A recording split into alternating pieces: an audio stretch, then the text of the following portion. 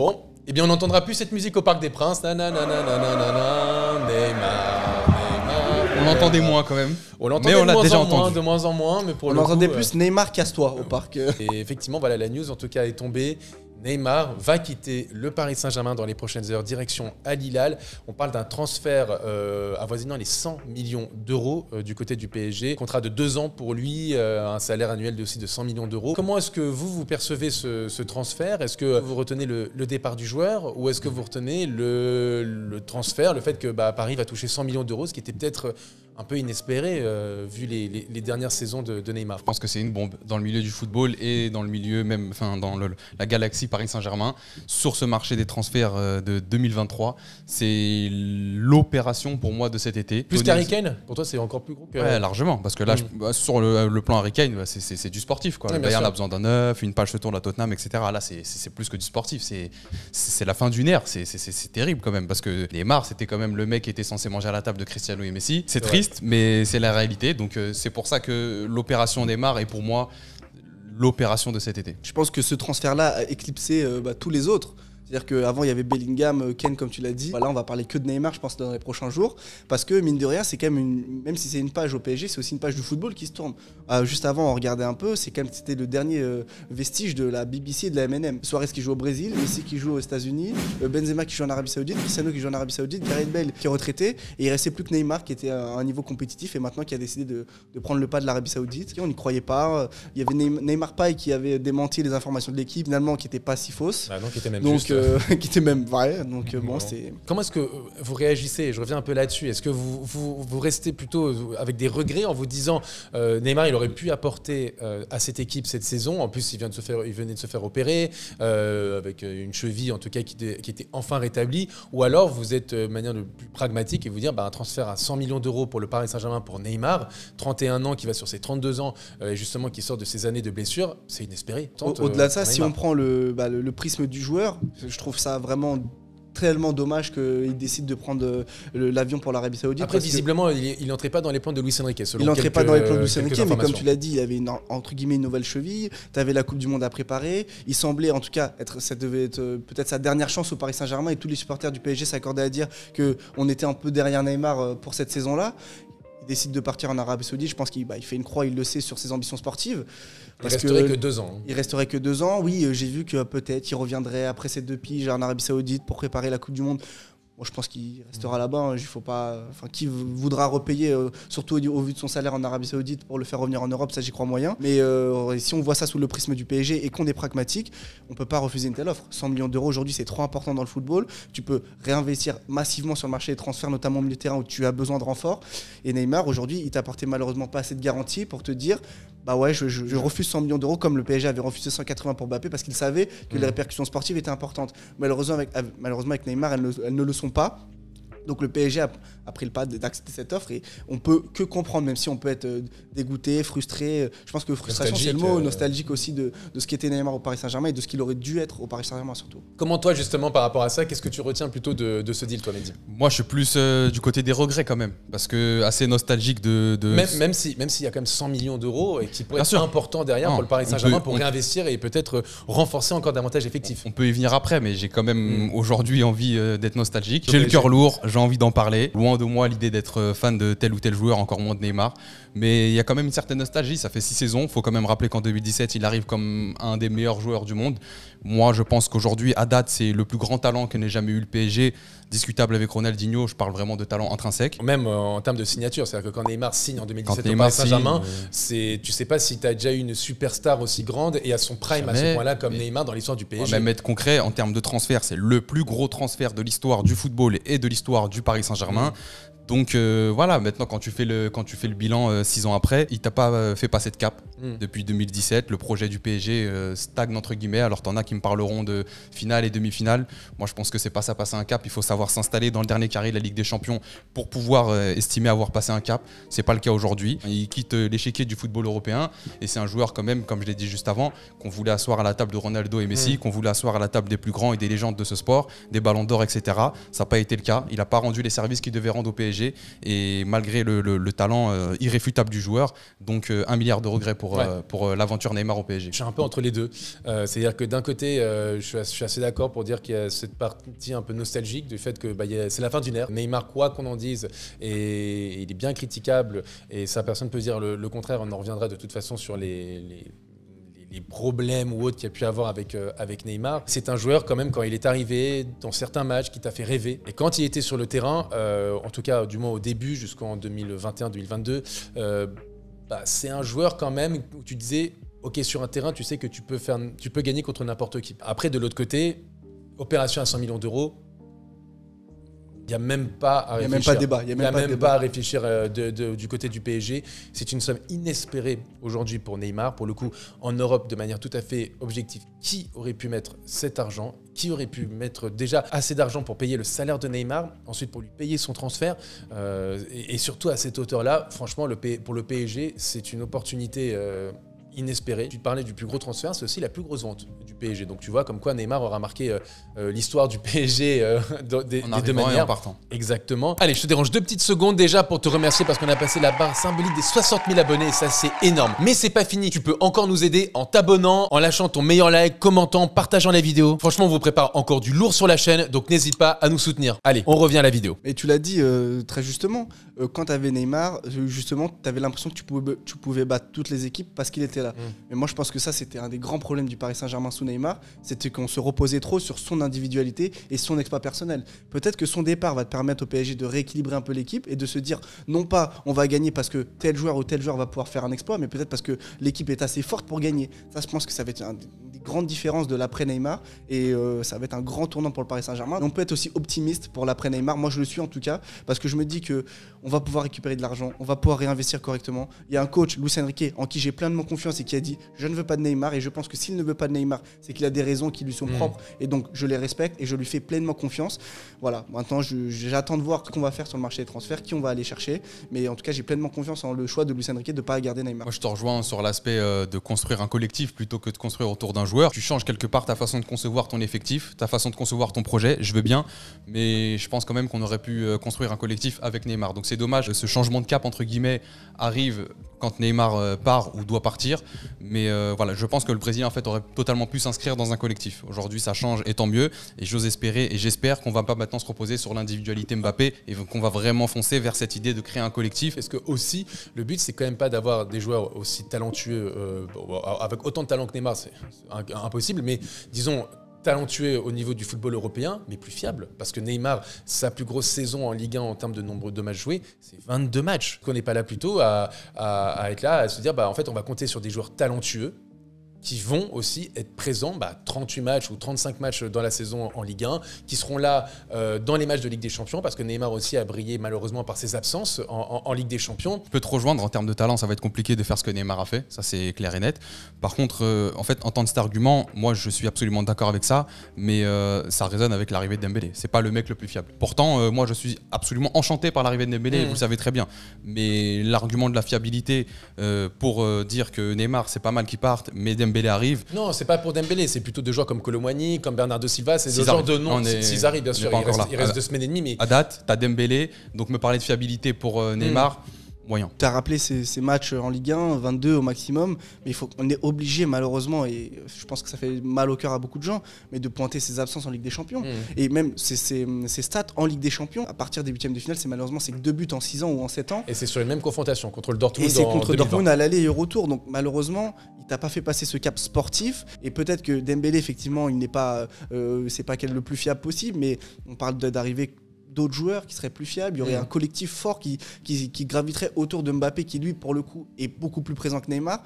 Moi je trouve que ça fait sens aujourd'hui de se séparer de Neymar, contre 100 millions évidemment, parce qu'on ne se sépare pas de Neymar gratuitement. Même s'ils arrivent, je pense qu'entre fiabilité et talent, il faut quand même trouver un certain équilibre, parce que Kolo Muani et Neymar, t'es sur 2 galaxies différentes, il faut bien le comprendre, il faut bien le savoir. Ce que Neymar t'a rendu comme service sur le terrain, en étant là ou peu là, Kolo Muani ne te le rendra jamais. Même s'il fait 10 ans ou 20 ans au PSG, il ne te le rendra jamais. Donc grand respect à Kolo Muani, je m'enchante même de son arrivée. S'il arrive et qu'il s'inscrit dans le collectif, pas de problème. Mais en termes de talent, je pense que le déséquilibre est juste monstrueux. C'est un gouffre abyssal ce que tu vas avoir entre ce que Kolo Muani va t'apporter et ce que Neymar t'a apporté. Bien sûr, mais t'as juste peut-être Bernardo Silva qui lui est un talent qui quand même se rapproche plus de Neymar, même s'il est bien moins fort. Mais un mec comme Bernardo Silva, lui, il pourrait te permettre de garder cette caution sportive et avec cette fiabilité. Après, encore une fois, il ne faut pas oublier aussi qu'il y a un nouvel entraîneur, qu'il y a un projet de jeu, que derrière, effectivement, quand tu vois par exemple l'effectif de Manchester City et surtout en attaque, tu n'as aucun joueur qui se rapproche à part Erling Haaland, mais ça c'est encore dans une moindre mesure bien sûr, mais qui se rapproche du talent de Neymar. Et pourtant, le fait que en fait, c'est des joueurs qui sont talentueux, qui rentrent dans un collectif, qui rentre dans un groupe, c'est ce qui te fait gagner, c'est ce qui te fait être la meilleure équipe d'Europe depuis quelques années. Et en plus de ça, le départ de Neymar, ça va te permettre aussi, c'est ce qui a potentiellement fait réintégrer Kylian Mbappé au sein de l'effectif du PSG, qui était sur le départ. Et derrière, effectivement, tu as un collectif autour de Kylian Mbappé, qui est aujourd'hui factuellement le meilleur joueur du monde, ou en tout cas parmi les meilleurs joueurs du monde, que tu crées un collectif autour de lui avec son talent individuel et pour faire l'équipe la plus complémentaire possible, pour essayer d'être le plus ambitieux possible. Ça aussi, c'est un projet, c'est une vision réfléchie en tout cas du côté du PSG, et moi j'attends de voir. Et déjà, je vais demander aussi aux viewers, est-ce que pour vous c'est une bonne idée de se séparer de Neymar? Est-ce que pour vous c'est une bonne opportunité pour le PSG de récupérer ces 100 millions d'euros? N'hésitez pas à répondre comme toujours dans les commentaires, on vous répondra, on vous lira, et voilà. Non, mais pour rebondir sur ce que tu dis, j'espère que c'est pas ça le projet. Il faut pas construire autour de Mbappé. Déjà parce que tu n'as aucune garantie sur l'avenir, tu sais pas combien de temps il va rester. Construire autour d'un joueur, ça sera une énième erreur. Il faut à un moment donné apprendre de ses leçons. Non, mais un collectif autour effectivement du talent de Kylian Mbappé. Moi, je suis précis sur la sémantique. Je pense qu'il faudrait faire un collectif avec Kylian Mbappé et non pas autour de Kylian Mbappé. En tout cas, on peut voir aussi le changement de revirement de bord du Paris Saint-Germain. Et on peut aussi se poser la question, pourquoi l'avoir prolongé? Si c'est pour le vendre 2 ans après ou 1 an après. Peut-être la réponse à la question, c'est sûrement la Coupe du Monde, et il voulait avoir les 3 têtes de gondole à la Coupe du Monde. Mais donc là, le PSG, en tout cas, a l'impression de changer de bord. Peut-être que c'est pour le bien du Paris Saint-Germain, on verra bien. Je vais vous poser la question aussi. Et je vais poser aussi la question pour les commentaires pour les gens. Est-ce que pour vous, Neymar n'est-il pas aujourd'hui le plus grand regret, le plus grand gâchis de l'histoire du Paris Saint-Germain? Neymar est le plus grand gâchis, le plus grand regret de l'histoire du football. Ah, carrément? Ouais. Je suis pas loin de Mehdi. Parce que, je me répète, c'est la 3e fois que je le dis, mais il était censé manger à la table de Cristiano et Messi. Il s'en est pour moi même pas approché, parce que 0 ballon d'or. Sur le plan de la sélection, il n'a pas supporté son équipe là où il fallait. Au Barça, il était très bien intégré à un trio d'attaque et à un collectif juste hors norme. Arrivé au PSG depuis 2017, il n'a pas fait passer de cap au projet et au club. Et sur le plan individuel, il a finalement, j'allais dire, très peu brillé. Oui, par ses distinctions, parce que 2 podiums Ballon d'Or seulement, très peu de trophées, de victoires individuelles. Mais après, voilà, ça reste un génie, ça reste un des plus grands talents de l'histoire du football, un des plus grands talents de l'histoire du PSG, si ce n'est le. Et quand tu fais le bilan, t'as pas les résultats escomptés. Donc pour moi, c'est le plus grand gâchis de l'histoire du PSG et du football. 31 ans et fini dans un championnat exotique, donc ça parle aussi. Pourquoi ça a été un gros gâchis au Paris Saint-Germain? Je pense que c'est surtout, et peut-être à cause de l'émancipation de Kylian Mbappé, qui a raflé presque toutes les distinctions individuelles, que ce soit meilleur buteur, parfois meilleur passeur, surtout meilleur joueur. Neymar n'a été qu'une fois, Mbappé je crois que ça doit être 3 ou 4 fois. Donc il n'a pas été... En fait, le problème de Neymar, c'est que quand il était au Barça, il y avait Messi. Quand il était au PSG, il y avait Kylian Mbappé. Et ça, je pense que c'est peut-être le plus grand drame de Neymar, c'est la raison pour laquelle il vient au PSG à la base. C'était pour sortir de l'ombre de Lionel Messi. Et malheureusement, quand il est arrivé au Paris Saint-Germain, tu as l'émancipation d'un garçon comme Kylian Mbappé qui lui a fait de l'ombre juste après. Il pensait être la star du Paris Saint-Germain quand il vient. Finalement, c'est Kylian Mbappé au Barça. C'est lui, par exemple, qui est à l'origine de la remontada. C'est lui qui fait le meilleur match. Malheureusement, tous les lauriers vont à Messi. Donc, malheureusement, il a toujours été le lieutenant d'un meilleur joueur. Sa période Barça, c'est Messi devant, donc on n'a rien à dire. C'est discutable. Voilà. Mais quand tu arrives au PSG, c'est Mbappé. C'est quand même un gamin de 18 ans. Tu es censé, entre guillemets, lui marcher dessus quand même. Et c'est à toi de lui faire de l'ombre. Et il n'a pas réussi. Donc, parce qu'il a été beaucoup blessé. Parce que je pense que s'il avait fait que des saisons complètes, il n'y aurait jamais eu de débat. Alors justement, Neymar au PSG, c'est 120 matchs manqués en 6 saisons. Et surtout, 737 jours manqués. Tu peux pas omettre ça. Beaucoup trop de blessures pour un joueur qui prétendait être dans le gratin mondial.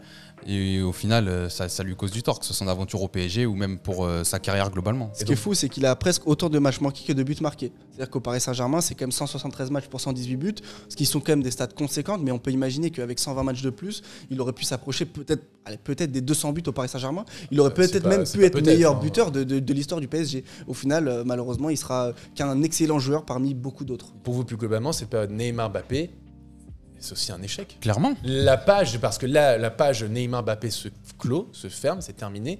Est-ce que pour vous, c'est un échec? Clairement. Et clairement, sur le plan marketing, tu as remboursé les 222 et les 180 de Kylian Mbappé, pas de problème. Mais nous, on est observateurs et on parle de ce qui se passe sur le terrain. Et sur le terrain, encore une fois, je le répète, tu n'as pas passé de cap.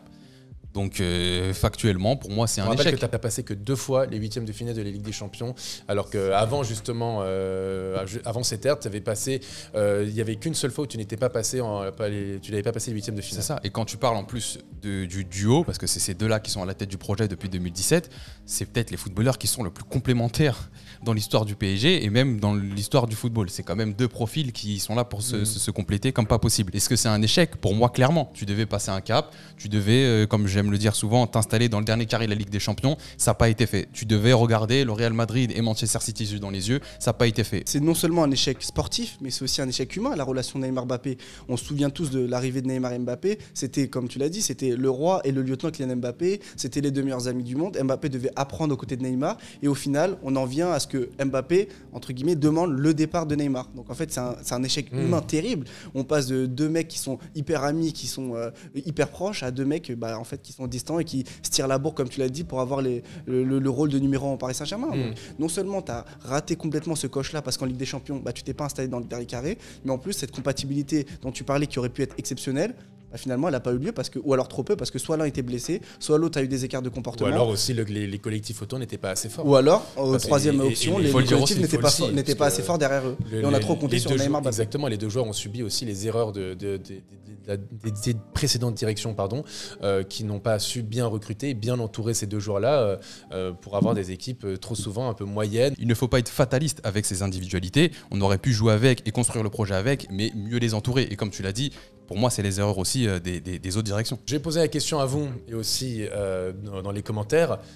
Allez, un souvenir de Neymar. Moi, j'en ai qu'un, Jonathan. Et tu le sais parce qu'on en parle souvent. Oui, c'est vrai. C'est son match exceptionnel face à l'Atalanta. Moi, personnellement, c'est peut-être le match où j'ai le plus aimé Neymar. C'est vrai, on en parle beaucoup. C'est-à-dire que, alors même s'il ne marque pas, et c'est pas grave de ne pas marquer quand tu es un grand joueur, parce qu'à côté, tu as apporté beaucoup de phases de jeu intéressantes. Notamment, alors j'ai une image en tête qui me vient tout de suite. C'est le petit pont sur Pasalic. Franchement, c'était exceptionnel. Tu avais l'impression qu'il marchait sur l'eau ce soir-là.